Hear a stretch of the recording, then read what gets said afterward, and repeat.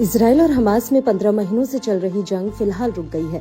इसके बाद अब आए दिन हमास को लेकर चौंकाने वाले खुलासे हो रहे हैं। दावा है कि हमास ने इजराइल के खिलाफ संघर्ष के दौरान 10,000 से 15,000 नए लड़ाकों की भर्ती की। ये आंकड़े भारी नुकसान सहने के बावजूद हमास की बढ़ती ताकत को दिखाता है।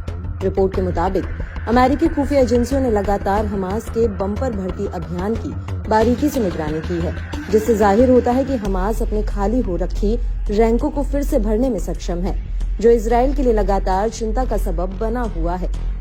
ये खुलासा बाइडेन प्रशासन के अंतिम हफ्तों के दौरान जारी किए गए खुफिया अपडेट से हुआ है। न्यूज एजेंसी रॉयटर्स की भी माने तो हमास ने सफलतापूर्वक अपने सदस्यों की संख्या बढ़ाई है। नए भर्ती अभियान में अधिकतर युवा हैं, जिनमें ट्रेनिंग की भी कमी साफ तौर से झलकती है। बावजूद इसके हमास कम समय में फिर से खुद को खड़ा करने में जुटा हुआ है, जो वाकई इजराइल और पश्चिमी देशों के लिए बुरी खबर से कम नहीं है। वहीं अब युद्ध विराम होने से हमास इस संख्या को और कई गुना बढ़ा सकता है। ऐसे में ये आंकड़े बताते हैं कि ईरान समर्थित आतंकवादी इजराइल के लिए लगातार खतरा बने रह सकते हैं। इससे पहले बीते 14 जनवरी को पूर्व अमेरिकी विदेश मंत्री एंटनी ब्लिंकन ने कहा था कि हमास ने लगभग उतने ही लड़ाकों की भर्ती की है जितने उसने इजराइल के खिलाफ गाजा में खोए हैं। उन्होंने चेतावनी दी कि ये स्थायी विद्रोह और लगातार युद्ध लड़ने का एक तरीका हो सकता है, हमास की रणनीति का हिस्सा हो सकता है। हालिया दावों से उलट इजरायली आंकड़ों की माने तो गाजा में कुल 20,000 लड़ाकों की मौत हुई है।